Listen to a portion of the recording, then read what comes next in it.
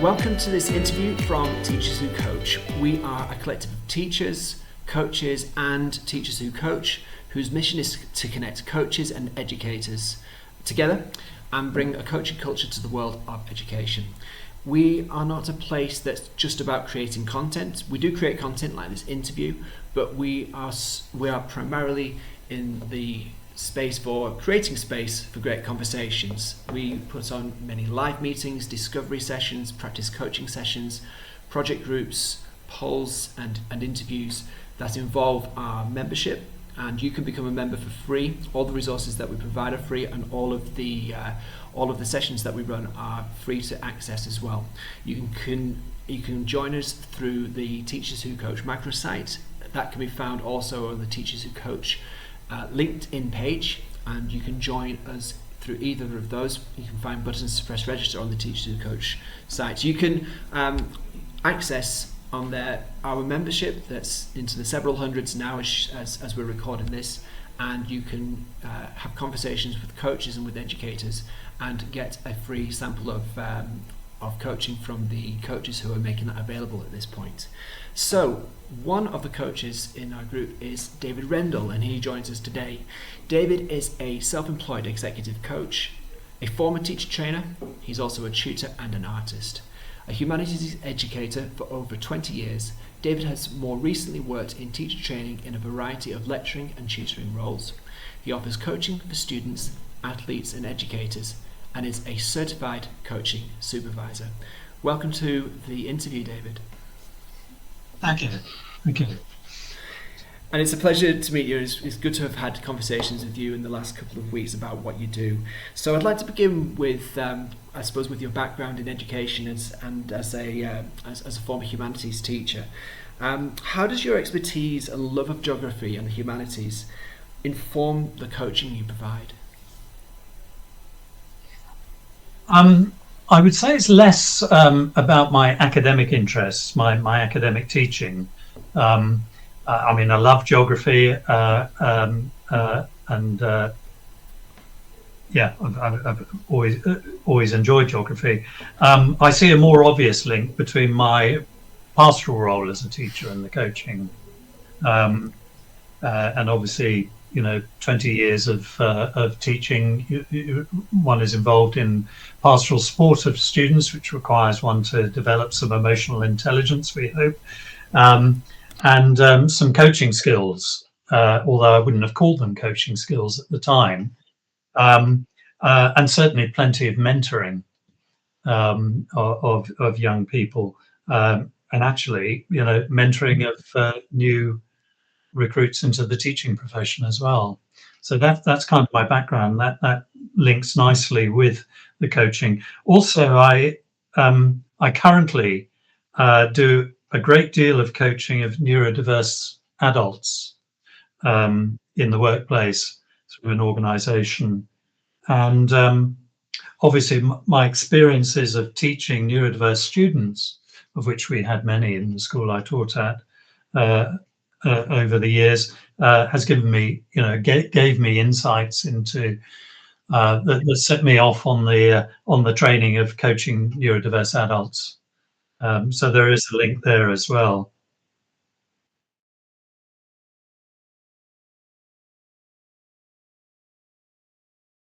Well, I go back a long way in my teaching career, way back to the beginning, right to the early 1990s.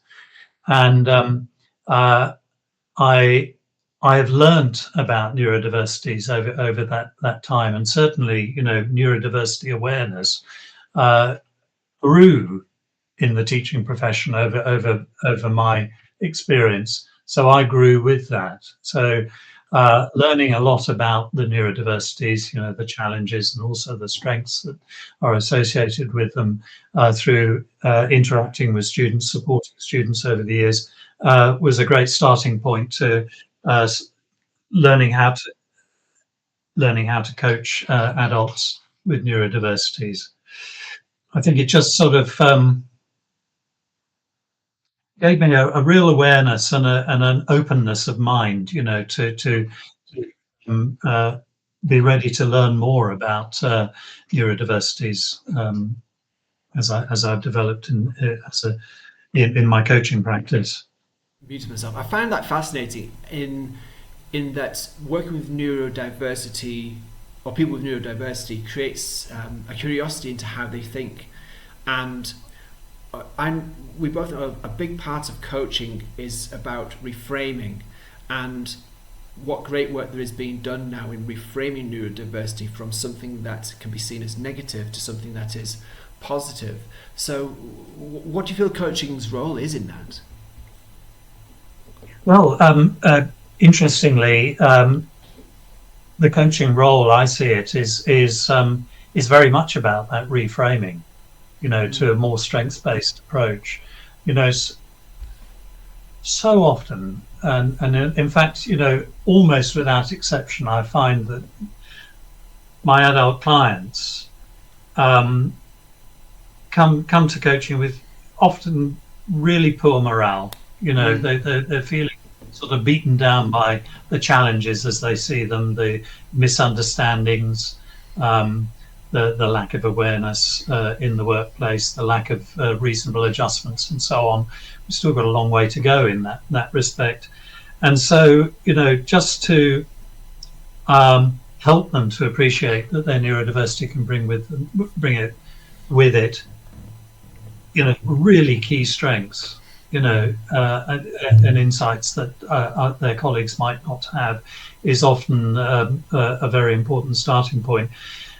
And I have to say, almost without exception, they will identify stress management as one of their challenges, because, so quite often one starts with that, helping folk to manage their stress, understand their stress responses, before we can sort of even move into some of the other support they might require. No, but thank you so much for that. What impact do you see the reframing and the subsequent empowering on your neurodivergent clients? It can be quite profound. You can see, even within the course of one coaching session, the mood begins to lift. I think, it goes for all of us pretty much as human beings. We quite often tend to over-emphasize our challenges and difficulties and so on, and take criticisms very much to heart. So to move into a space where one can acknowledge one's strengths, and it can be very very helpful, very therapeutic even, and then the next step is moving into how can I make the best use of my strengths. And I have to say, a lot of this neurodiversity coaching, as it's called, does move into the mentoring space quite a bit as well, because the organisation I work with does have an enormous bank of strategies, resources, and so on that we can offer, and that is can also be incredibly helpful. That's an interesting point to note, that depending on how the neurodiversity affects one's thinking, the coach has to consider the coaching approach and be flexible with that to an extent to allow the greatest success possible. I have spoken with another neurodiversity coach on that. Is there a limit to how far you stretch the definition of coaching to accommodate the neurodiversity that you encounter? Sure, yeah. And as I said, we do move into the mentoring space quite a bit with this particular organisation. And it's interesting, it really does depend on the client. There are some clients who are more able to engage with the coaching approach, to be more solution focused, to be able to cope with open-ended questions and some of the strategies we use. I have in mind one particular client who was a very no-nonsense firefighter who'd reached a fairly senior level in the London Fire Service, And basically, he said, "Actually, I don't want any of this coaching crap, David. Just give me some strategies." My dyslexia, he was finding he was more and more behind a desk, reading reports, writing, all that sort of thing, and he was struggling with the literacy element. So that's one extreme. But equally, I get clients who really do engage with the coaching process. No, thank you so much. We could speak about neurodiversity for the whole of this conversation, but I did want to ask you. You are a former PGCE tutor and a senior lecturer. What role could coaching have in supporting trainees through their studies? You mentioned your pastoral support for students, but also for colleagues coming into the profession. How can you see coaching as part of their training support their pedagogical development? Well, okay. So the first thing I want to say on that is that most of my coaching training and development as a coach has happened after my work in higher education with trainees. That said, I can think of a number of instances, where one would be sitting down with a trainee teacher and walking through a lesson or their assignments or whatever, and one was using coaching and mentoring approaches with them. I currently do some academic coaching, with primarily younger students than the sort of PGCE and undergraduate. But not entirely. I do support some older students, and one can work with motivation issues, self-efficacy, direction finding, confidence, those sorts of issues in a coaching in a coaching manner. But also, one again finds oneself offering solutions in a more mentoring type of approach. Study skills and exam preparation and so on. So I'm still supporting students, but under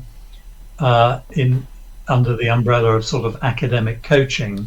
But during my time as a teacher in higher education, I wouldn't have considered myself a trained coach for much of that time. If that makes sense. It does. Would you imagine if a trainer was more conscious of the coaching approach, that could have a positive impact on trainees? Oh, for sure. Yes. I mean, one of the great benefits of coaching is, of course, that the client can quite often reach their own solutions and therefore own those solutions. I would have to say that my background in teaching has proved to be, in one sense, a bit of an obstacle to my development as a coach, because as a teacher, one is often imparting knowledge, mentoring and rescuing, whereas I've had to rein in those rescuer tendencies as a coach. That's such a common challenge that educators face going into the coaching world, of trusting the client, whether that's a student or whether that's a colleague, to take a question and to glean an answer from that, rather than having something right. It feels a counterintuitive, as we said before we began recording, is that coaching is inherently simple, but very counterintuitive to what you want to do in this space. Yes. That said, sorry, Andy, to interrupt, but that said, I have found that with younger clients, in the academic coaching space, they really, as often as not, are more amenable to the mentoring approach. Right. they're looking for advice. They're looking for the more experienced adult figure to give them advice and support.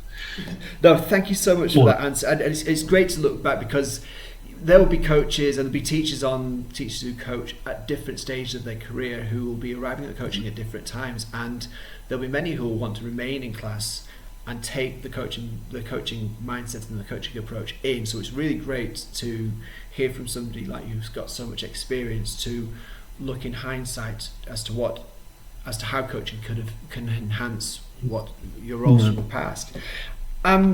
Just moving on, we've noted in the question of saying that coaching is not yet a regulated profession. It's something else that we as teachers can take for granted, because we are in a regulated profession that requires qualifications. Coaching is not yet that.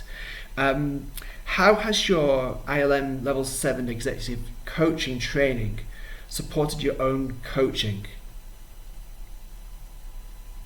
Well, it was really a starting point in terms of my formal training as a coach. It seems a long time ago now, 5 or 6 years, and it provided opportunities within that first sort of 100 hours of coaching to make mistakes and learn from those mistakes, and to become more adept in the use of the coaching models like the GROW model and so on.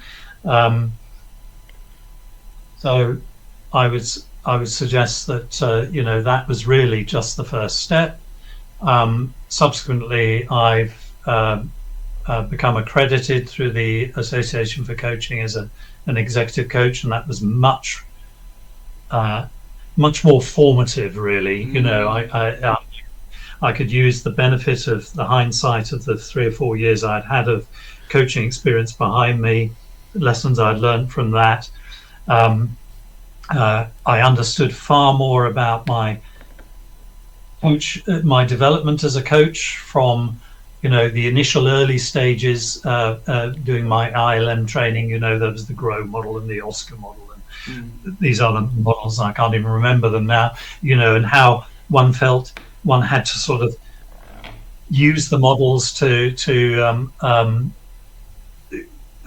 in our coaching conversations and so on. And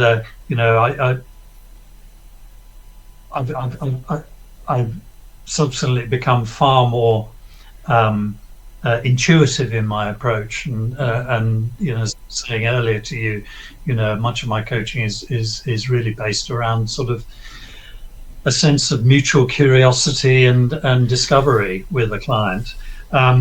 So what I'm trying to say here is that by the time I reached working for my accreditation, I had a far greater understanding of how I was developing as a coach through my coaching journey, so to speak. The accreditation was very, very worth doing, very well worth doing. And then subsequently I've qualified as an accredited coach supervisor, which again added another layer of awareness, training, wisdom, if you like, to the process. So I view the maintaining my accreditations as a form of self-regulation. Yeah, you're right that it isn't as regulated a profession as teaching, but to maintain those accreditations, one has to continue with CPD and recording CPD and so on, and self-reflective learning logs and whatnot. It's really, really fascinating to listen to you as you speak about the raising of your awareness as you go through these qualifications, and as that grows and as you become, I suppose, more practiced, the coaching conversations feel more natural. And I don't know if you experienced this. I'm just reflecting on my own experience as a still relatively new coach, that you in the teaching space, really great teaching I've found is off the base of having really good natural conversations with the students, and I believe that's a strength of many of the best teachers, is that it's in the moment and it's actively listening, it's conscious. And when you see coaches come from other professions, particularly from the corporate professions, where those natural, rich conversations aren't necessarily the norm. You see many examples of coaching which is very structured, really quite formal, and can be counter to the really great shifts in mindset. So I'd love to hear what you think about that, around that connection of awareness to this simple, natural conversation that you want to get to. Because I just remember when I was still learning the different models and applying those, it felt really unnatural. It's like unlearning and rewiring. What do you think about that? Well, it's interesting.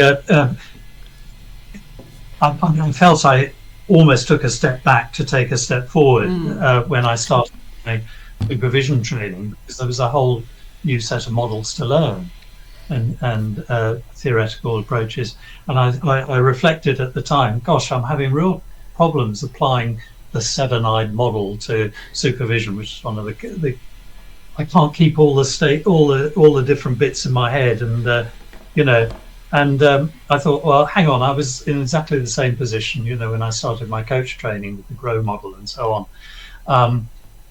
And I took the conscious decision just to relax, and as you say, to listen actively, and just to be sort of more led by curiosity.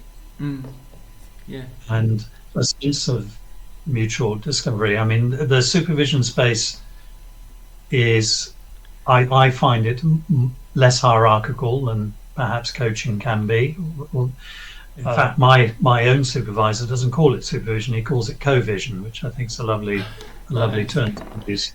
It's that sort of sense of discovering together. Where was I going with that? Sort of slightly lost my track. No problem. Yeah, but there is a parallel between good teaching and good coaching or supervision. Just being in the moment, as you said, active listening and being spontaneous and naturally curious. Yeah, I think the difference of a brand new coach who was a teacher going is kind of you're becoming conscious to what was unconscious before, of what made a great natural conversation, and something that's more deliberate and with a greater awareness is what turns you from a novice coach through the growing pains to the coach that can do it so naturally. I really want to move on to the coaching supervision. You've mentioned it a couple of times that you've recently completed your training as a coach supervisor, and that's the practice that you have been establishing. So please, for those who are new to the coaching world, can you tell us what the coaching supervisor role is about, and how it contrasts to other roles of supporting coaching? Okay. Well, I mean, the three main functions of supervision, you'll find this in all the literature pretty much, is supportive, supporting the coach emotionally and being affirmative where appropriate. Normative, to ensure that the coach is working ethically. Yeah. Yep. And developmental, helping the coach to develop their skills and who they are as a coach. I mean, supervision. So that's the sort of three sort of pillars of supervision, if you like. But it's essentially providing a safe space, and I love to think of it as a non-hierarchical space where we can be, both the coach and the supervisor can be equally vulnerable. Yes. Nice. Yeah, and honest about that. And so really providing that safe space for that supportive, normative, and developmental functions to operate.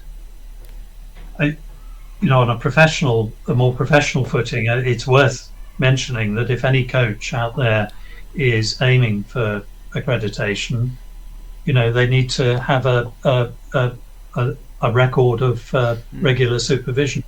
And currently for the AC, for the Association for Coaching, the ratio is 1 hour of supervision to 15 hours of coaching, roughly. That's good. So it's we were talking about regulating the profession and so on earlier.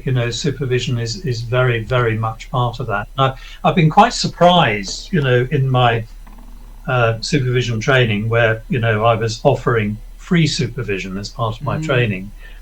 Got a great take up for that. Right. You know, and one of my questions I would ask each new supervisee would be, you know, do you have regular supervision? As often as not, they say no, which quite surprised me. I think supervision is certainly a vital part to any training, and the training that I took had a lot of that at the core, individual and supervised, and this, and collective, and the collective conversations around a single conversation that was shared had so many insights, and it was so beneficial to me when my own recording was analysed to get to the different views of peers as well as the instructor was really useful. I mean, you mentioned equal vulnerability, and that just struck me a little bit. From your perspective, is it that, or what else is it that makes supervision so powerful? I think that's a very key part of it. I mean, I mentioned that it's non-hierarchical, and maybe I'm just very very fortunate with the supervisor that I have, you know, who I've worked with for many years, where I feel it's very much a meeting of equals. However, what I have also gained, of course, is from his experience. Yeah. You know, so it's not entirely a meeting of equals by any means, but you know, we have a very open and an honest relationship where I can share my vulnerability, knowing that, you know, he experiences some of the same issues. And that, I suppose that lack of hierarchy allows for the most honest conversation and the ability for you to share really honestly about whatever it is that's on your mind that's of concern, in a way that something hierarchical might be more difficult to share. I mean, there is a distinction which is drawn out in another one of your questions between coach supervision and coach mentoring. Yeah. I see them at two ends of a continuum, actually, but I mean, we can get into that. Well, we can imagine mentoring is an awful lot more of imparting, as I would understand it by definition. Please expand on the distinction, and do you feel that there is a need for both, or would you favour one over the other? I find it very difficult in my own practice and also in my own experience of being supervised to actually pull them apart. Okay. Because you know, as I say, it's in my view, it's a continuum. Yeah. Okay. So coaching supervision is about of the coach, if you like. You know, how they're thinking about their clients, how they're thinking about their own practice. Okay. Whereas coach mentoring is more about the how. You know, developing skills and maybe moving towards supporting a coach towards getting to accreditation, for example. Indeed. So in reality, I've certainly moved up and down that continuum with clients, as indeed my own supervisor has with me. No, thank you for that, and it reminded me of a question. I'm not sure if I put it in your notes, but around the fact that you coach educators and athletes as well. You teach in a variety of contexts of different people. Do you find yourself tailoring your coaching approach to those different scenarios, to those different roles that people approach you in? I wouldn't say so, really. It's more about the client. You know, it's more about the person sitting in front of you. As I say, you know, some will favour a more direct sort of mentoring approach, perhaps. You know, like my fire service chap. Others are far more open to a coaching approach. I suppose for each of those you mentioned two categories there: the clients in education, and those and the athlete clients. What I do bring is, perspectives from my own experiences, both as a teacher and as an athlete. But really, in terms of approaches, it really does depend on the individual. Yeah.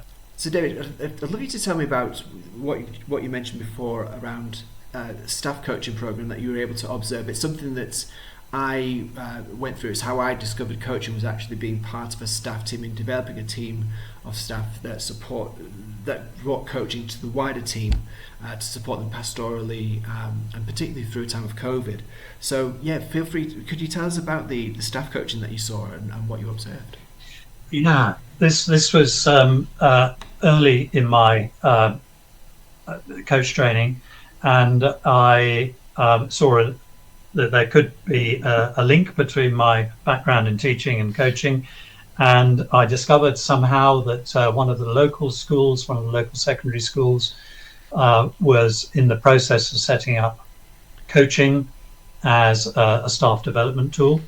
And I asked if I could come along and observe, and I was brought on side as one of the coaches, as an external coach, and I had one client for a number of weeks through that. But it was great to see this school and another school that I also got involved with, to see them really sort of embracing the idea that coaching could either be used as a sort of an adjunct, if you like, to more traditional staff mentoring, or as something rather separate, as a supportive exercise. It was obviously quite a basic form of coaching that I saw being used, using the good old GROW model. But it was good to see.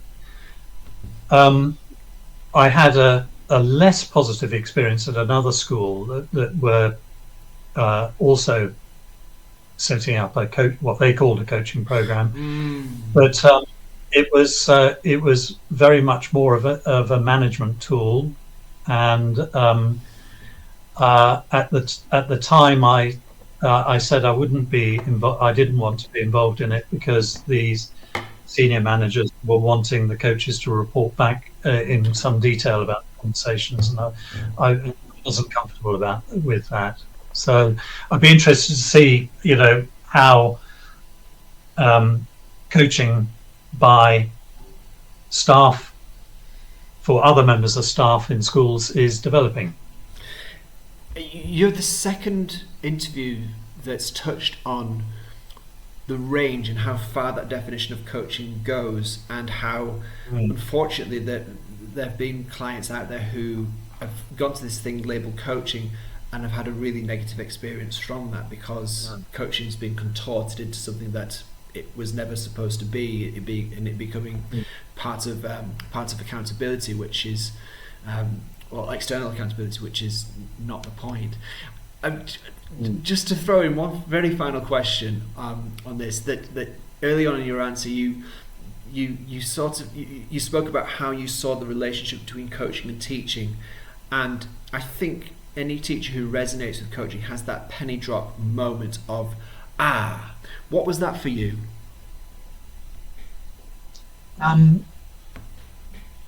Penny drop moment, that aha moment. I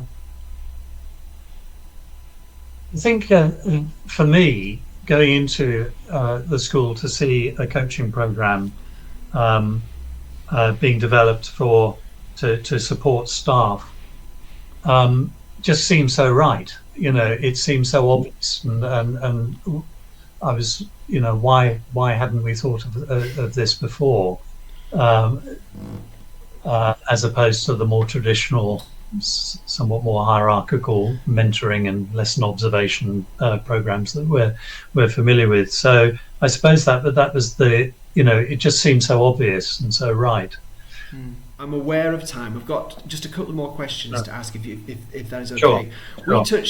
You touched on self-efficacy earlier in this conversation, and before we began recording, we talked a little bit around the challenges of self-efficacy and validation in education, and there being perhaps a parallel with that in the coaching world, where you are working often on your own, often individual, in a not entirely unregulated space or profession, but one which the idea of what success and what power and impact look like is not always easy to see. So what can coaching supervision do to support coaches, new coaches and even experienced coaches, in building that self-efficacy and that ability to recognize their impact? Well, the short answer is a great deal. The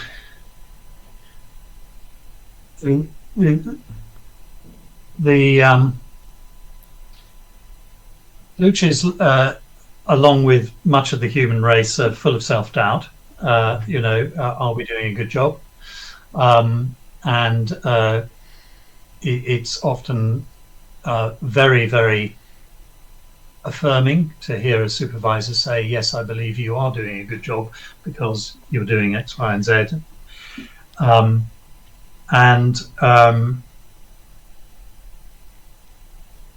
think the supportive role of a coach supervisor is, from my experience, often the most prominent role. With and a lot of supervisors also offer a sort of an in-between session sort of support option. A brief telephone call if there is something that is really troubling the coach. So I see the coach supervisor in that supportive role as being absolutely crucial to helping the coach develop confidence in what they're doing, and to step out into the subsequent coaching conversations with boosted self-confidence.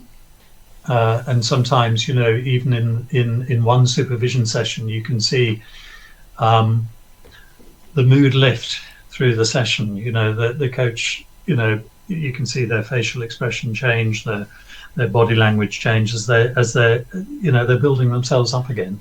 No, thank you so much. I wanted to save this question to the end, because I know you've thought a lot about it, because you are an artist, and I'd just love to hear how the art that you do has influenced the coaching that you've done. Well, there have been occasions when an interest in art has been a connection with some clients, and so that's always nice. Okay. I would like to use some sort of creative artistic approaches more in my coaching and supervision.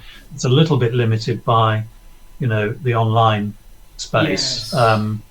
If one was sitting at a table with bits of paper and crayons and so on, we can do some work, just to help the client sort of really sort of access their subconscious a little bit more. I have used pictures occasionally to generate conversation, whether that be photographs or paintings or drawings or whatever, just to to facilitate thinking. I did actually have a lovely day in the summer with a fellow supervisor, and we were supervising each other. Okay. And we did it on a lovely sunny day in a sculpture park in the Wiltshire countryside. Oh, wow. Which was fantastic. So what we were finding was we would be in conversation about a certain piece, in its setting and what it meant to us, to us as individuals. And it was fascinating to sort of kind of see how those conversations about the art would somehow sort of cross-fertilize with the supervision conversations, which is really interesting, you know. I'm very interested in a concept that a term that we use in art, which is the beholder's share. That any piece of art requires the beholder, the person viewing the art, to do some work to interpret it as they want. Okay, so that very much fits with sort of giving a coaching client a picture or a series of pictures to interpret and to see what their beholder's share of that would be. On a personal note, you know, I just find art is a great way to relax and do something very different. I would like to do more in my week. You know, it tends to be something that I do at the weekends, and I don't really get round to it during the week. But I think a lot about my art, you know, even when I'm not doing it. So I've got behind me a piece that I'm working on, and I'll just occasionally glance around during the working week and sort of think about it, you know, and one's thoughts evolve. It's a new and interesting intellectual challenge. Keeps the mind active, and also, you know, I'm very aware that it is a means of connecting with my unconscious. You know, so.